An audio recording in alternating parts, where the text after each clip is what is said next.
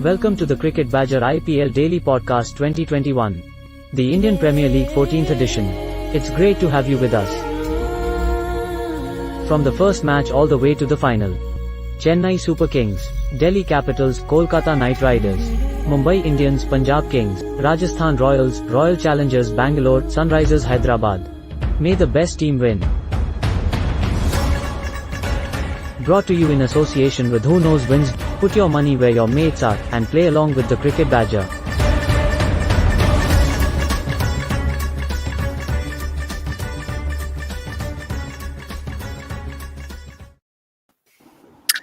Hello everybody, welcome along. It is another edition of the IPL 2021 Daily Podcast. I am James, the Cricket Badger, and I have to confess, I have been working on football all weekend, and I am very much in need today of a bit of an update on how the IPL is going, because I've not seen a huge amount of cricket over this weekend. And to help me talk about all things IPL and how this weekend's fixtures have affected the table and affected the, who's going to win IPL 2021, I am joined by Nakul Pandey and by Rito Mitra. Nakul, welcome along again. Two big games today. My team, the Mumbai Indians, are not looking very sharp, are they? No, it was one of the most remarkable collapses, because they would have thought after the first innings, where RCB got themselves to 165 in slightly roundabout fashion. They started okay, then slowed down, then got really slowed down. Then Glenn Maxwell happened, and then they kind of putted away towards the end. That they were in with a decent shout of winning. They had Hardik Pandya back. They got to 56 for none at the end of the power play, and then it sort of stopped. They got they then lost 55 for none for 10 rather in 11 overs, and it was the most extreme example that I've seen this season of pace on in the power play being relatively straightforward with the fielders up, and then pace off and spin in the middle overs being very, very difficult. I like the fact that Mumbai have a lot of players, a few players out of form. Once Rohit Sharma got out, it doesn't look like any of them really had a particular plan. RCB bowled very well. Yuzvendra Chahal bowled beautifully. Glenn Maxwell got through his 4 overs and was, I think, the right bowler for that pitch. Harshal Patel, who I'm sure we'll come to, bowled extremely well as well, and he was again a bowler very well suited to these conditions. Well, let's come to him now, Nakul, because he's having a terrific tournament, isn't he? Yeah, he has, and he's become only the second RCB player to take a hat trick after Samuel Badri back in 2017, which was a game, incidentally, that RCB lost somehow. That was RCB the banter years, but they look a decent side now. They're not a complete team. He bowled really well. His off cutter is very difficult to not to pick but to play. It's not. There's no mystery about it. He's not like Mustafizur who can whip his wrist over at the last minute. He's not a bowler of any great disguise, particularly. He doesn't really have a knuckle ball. He has these dipping off cutters which he can bowl very well, and he gets a little bit of assistance from the surface, and he bowls very wicket to wicket. And he's now on 23 wickets for the season, well clear. And the game was possibly lost by the time he started taking those wickets, but a hat trick that includes Kieron Pollard and Hardik Pandya is not to be sniffed at by any means. You'd take that, wouldn't you? If you're a bowler, you would certainly take that. Rito, from my perspective, looking at this, Mumbai Indians and RCB are two teams that have come back into this second part of the IPL after the break, not got off to a great start and needing to get a win and get back into the groove. RCB are back in the groove. Mumbai Indians are flailing a little bit, aren't they? The Mumbai Indians need a bit of motivation from somewhere. It was looking all nice for them until that opening partnership of 57 between Rohit Sharma and Quinton de Kock. After those two openers got out, it was just all telephone numbers from the rest of the batting card, really. And Harshal Patel, as Nakul rightly mentioned, he bowled extremely well. He started the Indian leg of the IPL pretty well, and then there was that one over against Jadeja where he was taken to all parts of the Wankhede, and then again he didn't start this UAE leg very well, but today the way he bowled and a hat trick that includes Kieron Pollard and Hardik Pandya, it's a really, really big hat-trick in T20 cricket. He was. That's not a bad thing to have on your CV, is it? A hat-trick with Hardik Patel and Kieran Hardik Pandya and Kieran Pollard in it is not a bad thing to have. RCB up to third place now, 12 points from their 10 games played, behind Delhi Capitals and CSK, who we'll come on to in just a second. Mumbai Indians down in seventh. As you said, though, Nakul, there's not a huge amount separating. Well, they're all on the same points, aren't they? KKR, Punjab Kings, Rajasthan Royals, Mumbai Indians, all on 8 points. That's bubbling up nicely, isn't it, for that final spot? Oh, it's going to be another scrap and mad end to the season, isn't it, for those third and fourth playoff places? You'd imagine it has been the last 2 seasons. Last season we had 3 teams who finished on, I think it was 10 points to get themselves into the. It's going to be painful for KKR if they're the team to miss out again and finish 5th, isn't it? Oh, well, they've got the net run rates all right. They're top of that pile at the moment. Mumbai Indians have taken a big net run rate dip. RCB, by the way, needed the net run rate boost, because even with this, they're still at a negative net run rate after being marmalised by KKR. That's a terrific word, by the way. And it is true. They were made into, I suppose, strawberry jam, given that they play in red. Sunrise, I think, are the ones who've been marmalised, really. And tomorrow, Rajasthan could conceivably jump into the playoff places if they have a big win. So it's incredibly tight. I mean, we've seen, I think CSK and Delhi look the 2 strongest teams in the tournament, and they've come back into the second leg looking like that. Delhi haven't really been tested yet, but I think they are a good side. And then we will see who fights it out for third and particularly fourth. I still think that Mumbai Indians have just about enough to make it. I think they have enough quality players. They have enough upside, I suppose. But they have, even a team like Mumbai Indians can't have this many good players out of form at once. Ishan Kishan's having a wretched season. Surya Kumar Yadav's had only an okay season. Hardik is clearly not fully fit yet.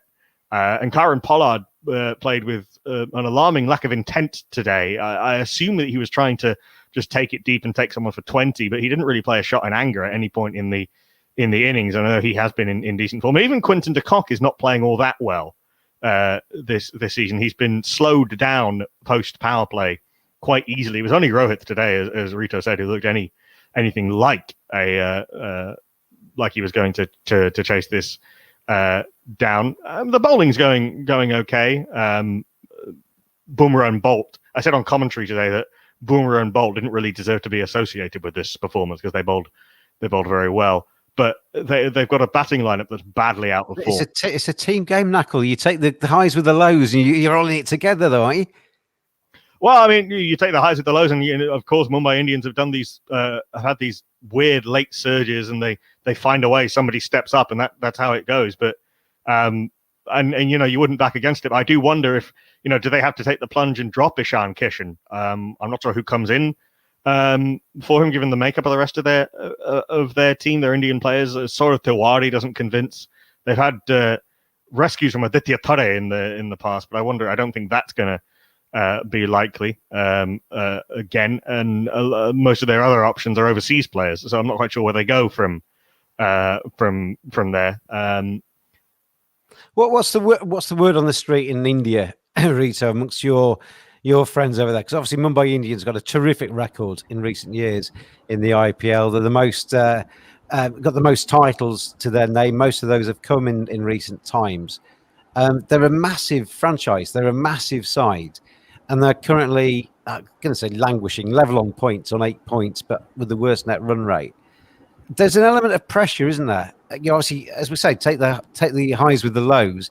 When Mumbai Indians are competing, you're part of a massive franchise and you're successful and you're lifting a trophy, all is good with the world. But when you're 7th and you're up against it and you're off the back of a number of defeats, that brings a certain degree of pressure. That's when you need your big men to stand up, isn't it? Yeah, obviously for Mumbai's advantage, they have done it in the past as well. They have come back from positions like this to win the championship.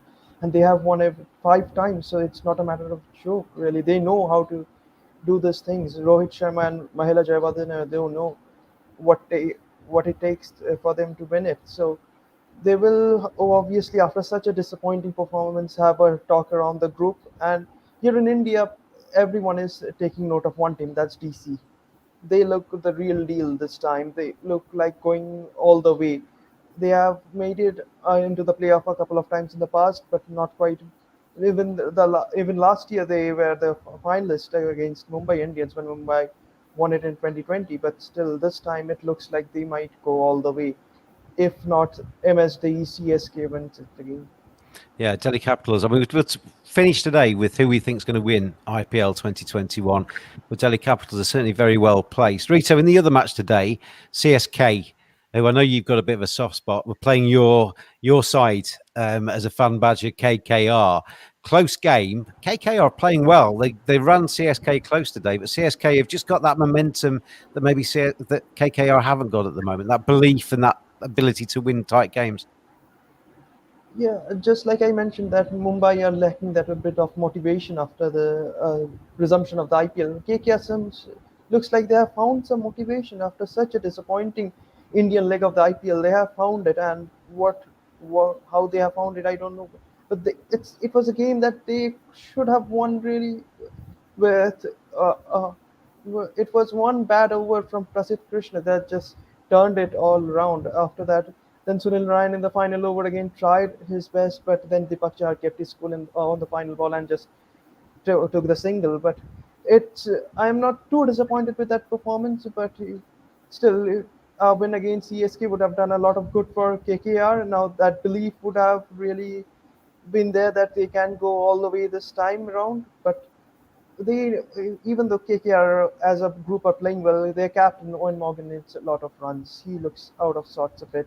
He's as a captain, he's doing all right. His tactics are working. He has a lot of faith in Varun Chakraborty, and he's doing a lot of things right. But as a batsman, he's not fighting at all. Nakul, Ruturaj Gaikwad is a player I really like, and he's starting to turn himself from being somebody who might be able to do, has got lots of potential, to being somebody who is now regularly scoring some runs, isn't he? He's a good player.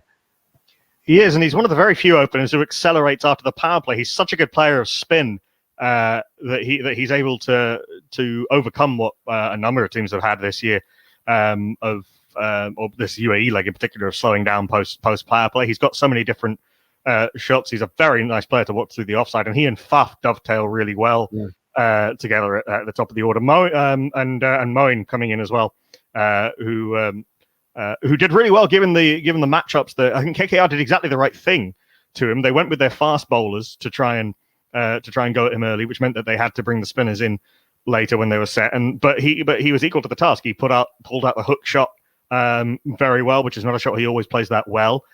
Carved it through the offside, and he's I'll have this rant at some other point, but I really do hope that England go with him rather than Darwin Milan at number 3 in the World Cup. But he's batting beautifully right now, and he knows these conditions extremely well. This was a really good game of cricket. I really enjoyed this game, and I think both sides would be disappointed and a little bit could count themselves unlucky not to have won it. Yesterday, possibly this is slightly exaggerated because the experience of sitting through the Sunrisers Punjab game yesterday was fresh in my mind, and trying to sum it up, which was a very low quality game of cricket between one team that's completely dejected and one team who are very flaky. This was a really high quality game of cricket when there was so many different skills on show and so many different tactical battles. The tactical balance of which bowlers to bowl to which batters at which times and all of these different things. It was a really, really interesting game, and I really enjoyed it. On a pretty good pitch, I have to say. The Abu Dhabi wicket is playing quite nicely at the moment. There's enough in it for all types of cricketers. And I think if you can, if Sharjah can sort itself out after having been relayed and get a little bit less deathly slow, then I think we could actually be in for some very interesting cricket for the rest of the tournament. But yeah, I think this was a very good game of cricket. I don't know if KKR, that having been in the position they were in the last 2 overs, KKR would have thought they won it. But being in the position they were halfway through or after 8 overs, CSK would have thought that they should never have left it to go that long. I think CSK made the chase harder than they needed to, probably by not sending in Jadeja and Curran earlier. Then on comes Suresh Raina and Mahendra Singh Dhoni in a chase is partying like it's 2011. It's Suresh Raina, I think, still has a part to play as a batter, but MS Dhoni is almost a specialist wicketkeeper. now in it's kind of like a specialist wicketkeeper stroke ambassador stroke leader stroke inspiration, isn't he? Yeah, it is. He is, and any runs you get from him are a bonus. I think even possibly Shardul Thakur might want to bat above him. Actually, and the shot.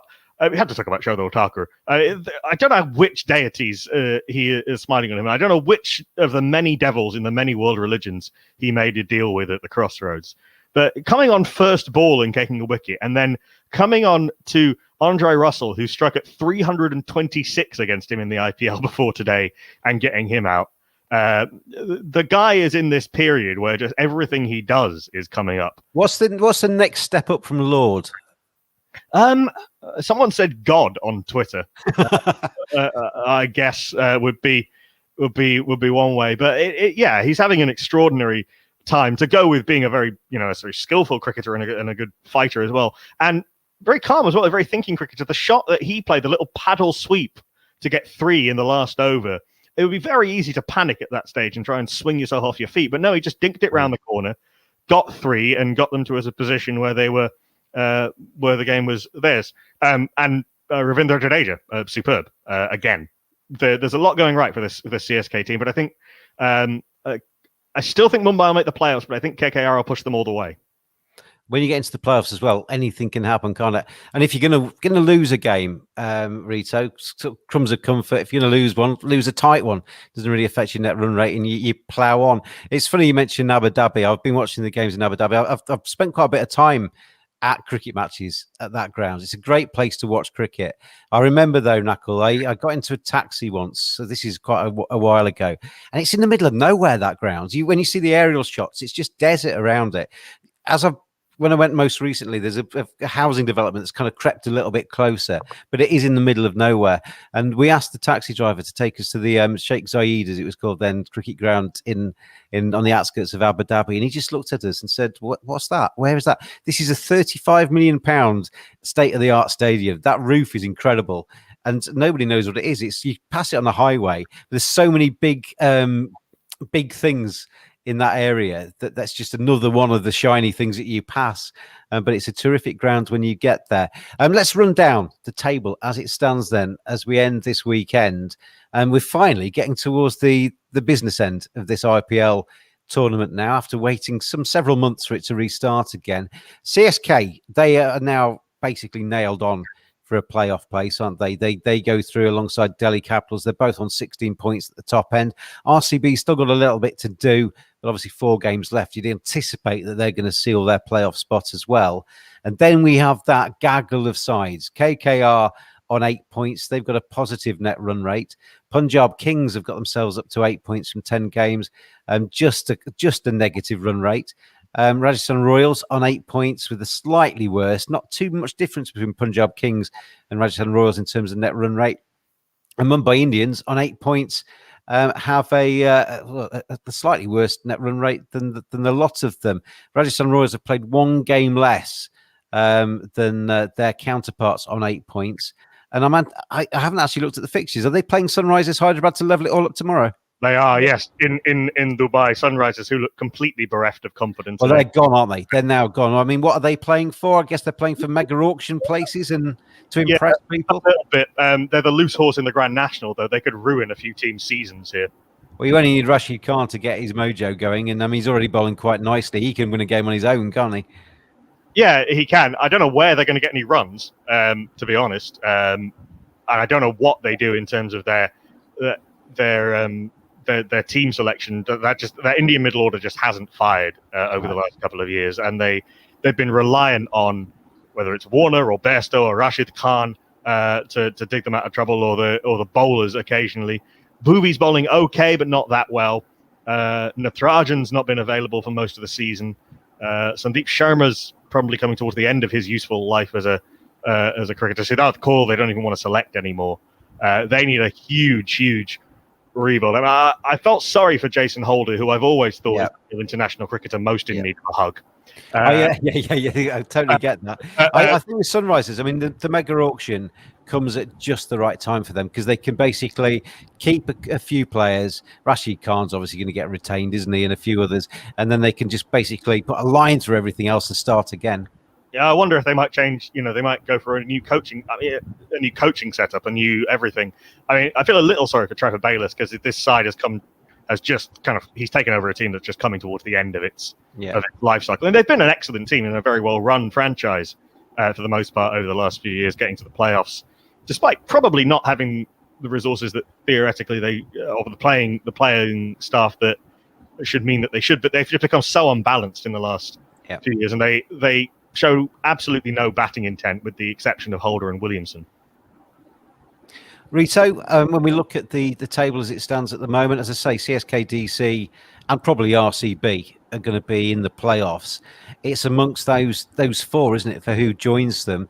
If you look down them, KKR, Punjab Kings, Rajasthan Royals, Mumbai Indians, who do you think the fourth side will be? It's interesting that you call the three sides so early in the piece, James. There's still 4 games left at least. But the fourth side, RCB, I think RCB are 1 win away now. Let's see what happens. With the IPL, we are never sure who gets in the playoffs on that final weekend. Rito, you're exactly like somebody on the Ryder Cup commentary I heard yesterday who basically said that he was still on a knife edge going into the singles. It's not on a knife edge. RCB are through, Knuckle, aren't they? You'd have to be very unlucky to go out with 14 points. I'm sure it is mathematically possible. Well, KKR did last year. It has to be said. KKR were unlucky on 14. Okay, so 2 wins to make certain for RCB from the remaining 4 games. Having said that, I think, if you actually think about the teams on 8 points, I mean, Rajasthan Royals can get to 10, can't they? If on 10 points with 4 games to go. But they are 2 wins behind RCB, KKR, Punjab Kings and Mumbai Indians. So they have a little bit to do, don't they, to try and catch them up. So if Rajasthan win, then their net run rate is going to be better than RCB. I still think that they are a good enough team to win those 2 games. And they got Virat coming back into a little bit of form, which he's been lacking. Sort of. He's played a couple of slightly odd innings where he's almost run out of puff. I mean, almost physically today, it's been very hot in Dubai and the UAE. Andre Russell actually went down with what looked like some kind of hamstring cramp in the KKR CSK game, and it can get seriously hot in that part of the world at this time of year. Rito, back to your question before you got difficult with me about RCB. Of the 4 teams on 8 points, who qualifies? Yeah, if we assume that RCB get home, who qualifies from the other 4? Yeah, as a KKR fan, you're asking me who's the 4th team, James. It's do you have belief in that? Do you think that... I really believe in them this time because the way I'll tell you what, Rito. I'll tell you what. We said this the other day on the podcast that this second part of the IPL, which is distinctly different to the first part, in India, with a different squad to a large degree and a different playing 11 for some of the franchises. There are some teams that have come back to the UAE leg, CSK being one, Delhi Capitals being another, and I'd suggest KKR being another, who actually look better in this second stint. So I agree. I think KKR got a great chance. Yeah, it looks like they've got their mojo back all of a sudden, just as I mentioned. Yeah, Morgan has confidence in his tactics. Only thing, if we can get a bit of runs, that will just help them massively. And then probably it's a sure shot 4th place for them. How about you, Knuckle? Who would you pick as being your 4 in the playoffs there? I think sure shot is pushing it. I still think the Mumbai Indians have enough quality in their team, enough big players who've been there and done it to sneak into the playoffs. But I think KKR are playing the right brand of cricket now, which they absolutely were not in the first half of the tournament. They're playing an aggressive brand of cricket, which suits the players that they have. They found a player or someone who looks like a useful player in Venkatesh Iyer. Narayan's bowling well again. Yeah. Lockie Ferguson's made a huge difference coming into that side in replacing Pat Cummins. I just wonder about the depth for KKR. I think particularly if Andre Russell has to miss this game or another game, then I do worry a little bit about that. And I think Mumbai Indians will just about have enough. I'm just looking at Mumbai Indians' remaining fixtures. They play Punjab Kings next. Then it's the Delhi Capitals, which is going to be a tough one. But they can, if they get on a roll, who knows? Then they play Rajasthan Royals, which again is going to be pivotal, isn't it? Because they're going to be in competition with them. They need to win both of those games, Punjab Kings and Rajasthan Royals, you think. And then they finish off with a game against Sunrisers Hyderabad, who are effectively on the plane home by then. It's what you would call a good run-in, as far as these things. I mean, they need to win 3 of the 4, don't they? Yeah, I mean, again, they've been in this position before, as Rito said. I think it was a few years ago that they won. They needed to win their last 7 games to get into the playoffs, and I think got there with Aditya Tare hitting a 6 off the last ball of the match, his first ball to get them into the playoffs, and they ended up winning it. They've done this sort of thing before. When I say they need to win 3 of the 4, they need to win 3 of the 4, including Rajasthan Royals and the Punjab Kings, because if you lose to them, you give them points as well, don't you? Yep, absolutely. It's a 4-pointer, I guess we're calling it, with 2 points for a win. Yeah. I mean, God knows what Punjab Kings will do on any given day. The most bizarre team in the tournament. They can lose games they have in the back pocket, and they can win games that they don't deserve to. It's just they are ridiculous, aren't they? They are a very, very silly team. They're quite entertaining to watch, though, aren't they? Because you never know what's around the corner. Rahul looks relieved every time they win, rather than it's more like, oh, thank God that's over. I watched them that game they played a couple of games ago where they threw it away. And I watched KL Rahul's face. The camera kept going to him, and he couldn't believe what he was kind of unveiling in front of him. He just sat there shaking his head, thinking, "What on earth's happening here?" My favourite stat: KL Rahul and Mayank Agarwal have put on 100 4 times for Punjab Kings and never won. All of them. Yep, never won. It's a crazy stat. Rito, next up for KKR, who do they play? Who do they play next? Do you know? DC. Look. Well, that's not going to be easy, is it? Yeah, but if they win that game, then probably the 4th place looks a real prospect for KKR. That's a tough 2 games in a row in it. CSK followed by DC, obviously losing today against CSK. But let's finish off today by picking out. Yeah, quickly going back on Nakul's BIR point. Yeah, he is a great player, but he's really poor with the DRS. Today he just wasted one.